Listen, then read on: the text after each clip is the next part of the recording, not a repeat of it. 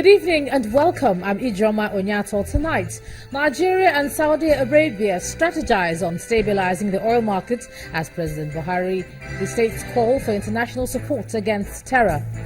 PDP Board of Trustees makes U-turn, joins the governors in support of Ali Modu Sharif as the party's national chairman. Former PDP ministers insist Ali Modu Sharif is not fit to lead the main opposition party in the country. And Syrian government and the main opposition coalition accept terms of a ceasefire deal. And in business news tonight, the Naira strengthens against the US dollar at the parallel markets for the second consecutive day. And in sports news, Nigerian Olympic Committee raises alarm over the country's preparation for this year's Olympic Games in Rio.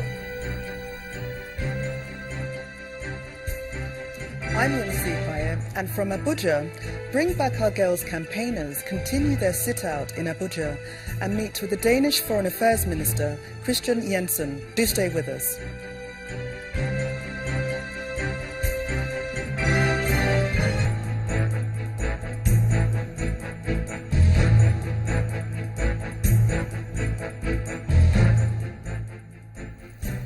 Nigeria may soon breathe the air of recovery if the commitment made between the country and Saudi Arabia becomes a reality. At a bilateral meeting today between the President and King Salman bin Abdulaziz, the two leaders accepted the fact that their economies are tied to oil and that all cannot be well with both countries when the world oil market is unstable. They therefore committed themselves to doing all that's possible to stabilize the market and rebound the oil price. The two leaders, who engaged in extensive discussions on regional and global issues, also agreed that terrorism posed a common threat to their states and would require close cooperation to prevail over the threats. President Muhammadu Buhari, who was making his first pronouncement on the invitation to join the coalition of Islamic states against terror, congratulated the kingdom on its formation. The leaders also focused on trade between their states and agreed to give fresh impetus to the Joint Commission previously established in order to boost commercial and other activities to unify their people. And in his remarks, King Salman commended the progress made by Nigeria in combating terrorism and promised to give further support and assistance. Now, former ministers of the People's Democratic Party say they are not part of the decision of the Governors Forum, the National Assembly Caucus, and some members of the Board of Trustees to support Alhaji Sharif as the party's chairman. The group today in Abuja distanced themselves from the decision of other leaders of the party. Discordant voices in the People's Democratic Party over the emergence of Senator Ali Modu Sharif as the new chairman of the party, when the dust raised within the party by his emergence appeared to be settling down as he officially took over as the party's chairman on Monday. Former ministers of the party say he is not fit to be the chairman of the party. The forum rejects Alhaji Senator Ali Modu Sharif as national chairman of the PDP due to the illegitimacy of the process that purportedly brought him in. Meanwhile, both the National Assembly Caucus of the PDP, their Governors Forum, and a faction of the Board of Trustees loyal to the acting BOT chairman are making a U-turn and supporting the new chairman. They are also asking the National Working Committee to convene a national convention to elect principal officers in May. The Governors Forum, the National Working Committee, the National Assembly Caucus, and the Board of Trustees, we have agreed to stand by our national chairman to ensure that our party moves forward. We have put behind us all the controversies in the press in the recent times, in the recent 2-3 days. I want to assure you that we are together as a party, we are strong. We have also mandated the National Working Committee, the national chairman, and the National Working Committee to put in motion immediately the processes of ensuring that within 3 months a national convention of our party is called. The problem must have been resolved and PDP has no any problem. I'm calling on all the members that we should be very calm within this period of 3 months. definitely everything is coming to be settled. There's no any other thing that is a problem among the PDP again. Political observers are watching to see how the PDP will resolve this division over the emergence of Senator Alimodu Sharif as the new chairman of the party. Meanwhile, the governor of Ekiti State, Ayodele Fayose, is appealing to aggrieved members of the People's Democratic Party to support Alhaji Sharif. The governor, who spoke at his country home in Ekiti, says Senator Sharif is the most qualified person to lead the PDP. You will agree with me that Alimodu Sharif at that point was the best for the job. But one other thing I cannot but say is that most of the people talking today should realize that they've not stood anywhere to defend this party since we lost elections. Most of them had been quiet for reasons best known to them, and most of them up till now has not raised their voice or channel their energy at defending the party. And I want to appeal to all my supporters, people who believe in me, people who know what I stand to represent, to join hands to support Alimodu Sharif. As a governor, he can't give me money. I'm not looking for a favor. I don't need him to do what I have to do in my state. But most of the people clamoring, particularly in the north today, I want to say that none of them won 10% in their states. What are they bringing to the table to continue with this argument? As who? What is their relevance at all? But as a leader, I still have to appeal to them that they should please allow the dust to settle and channel this energy against Alimodu Sharif's nomination or chairmanship towards rebuilding the party.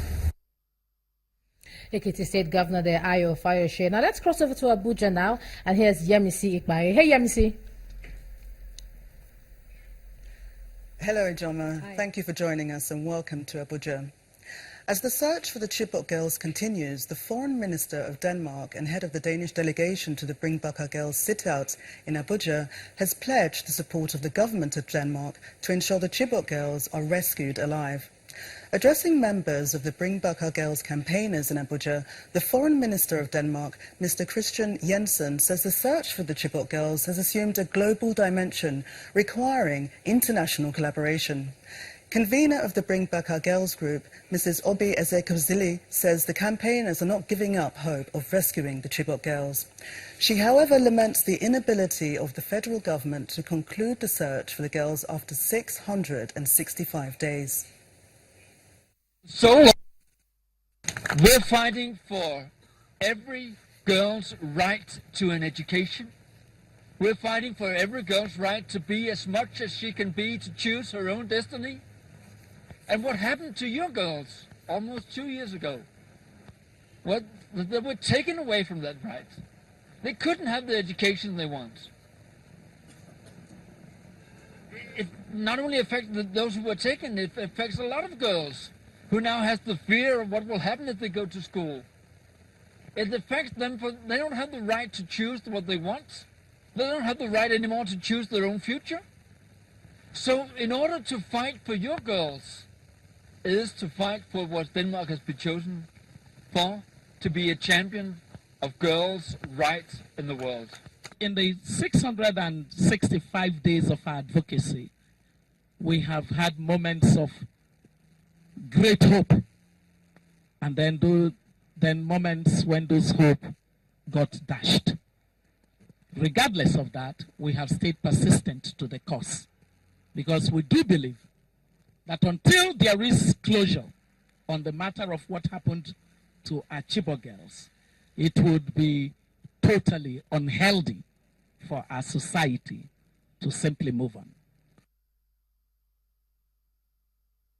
There may be no clear news about the whereabouts of over 200 girls abducted from the Chibok community in Borno State, but one group has remained steadfast in its clamour for their safe return.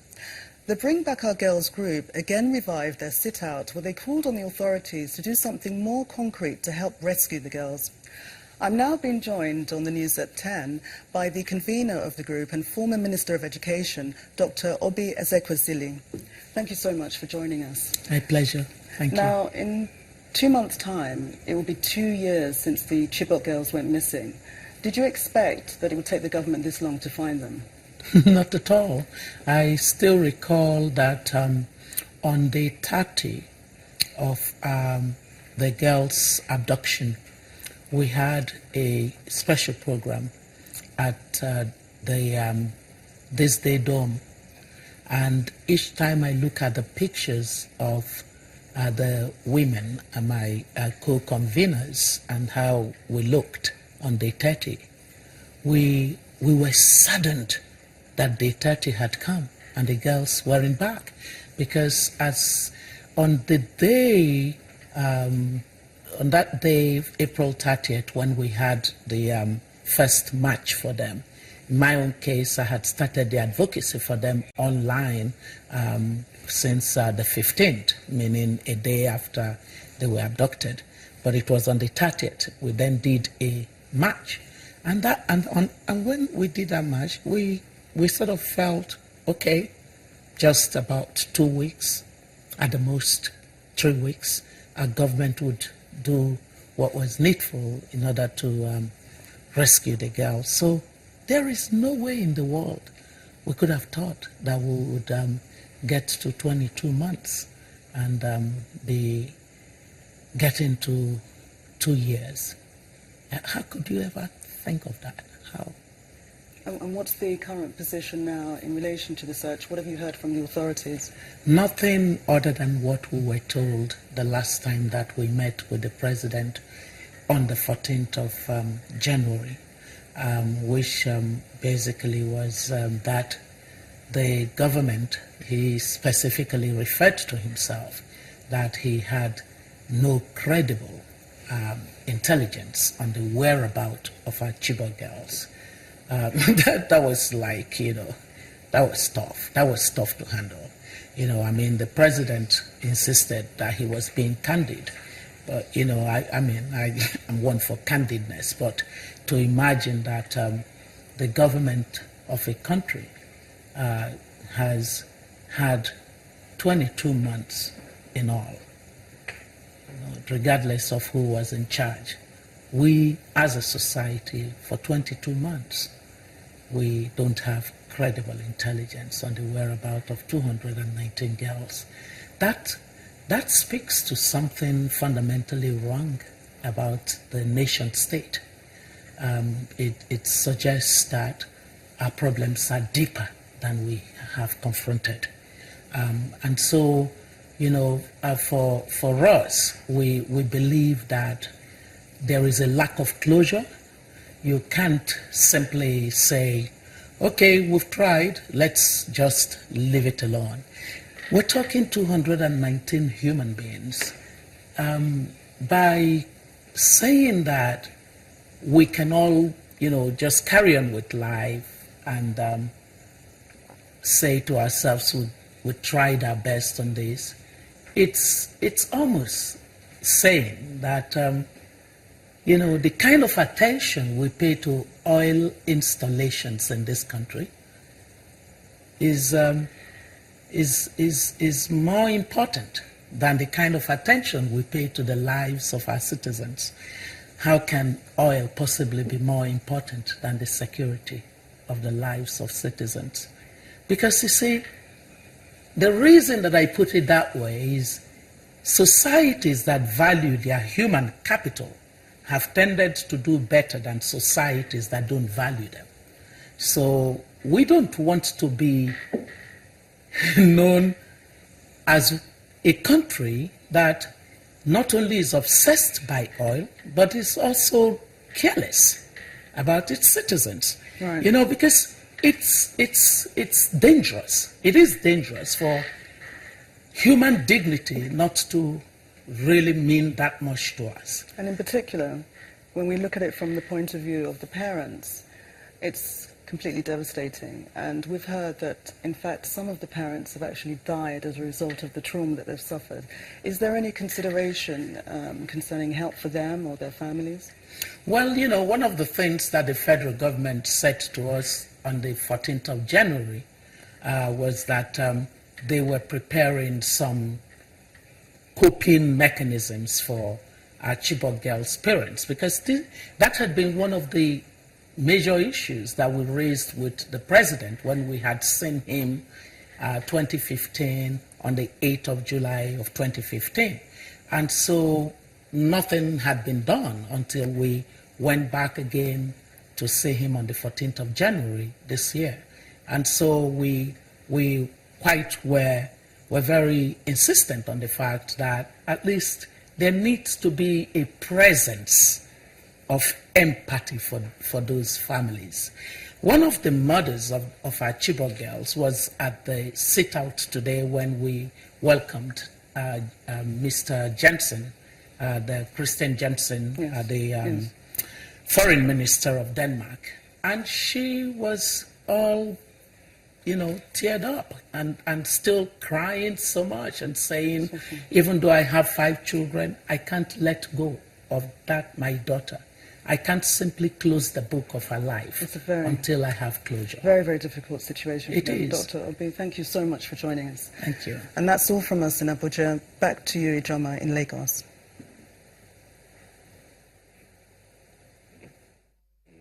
Capital Territory in Abuja. And in part 2, after the break, Borno State government begins evacuation of internally displaced persons from public schools. That's in a moment. We'll join us again.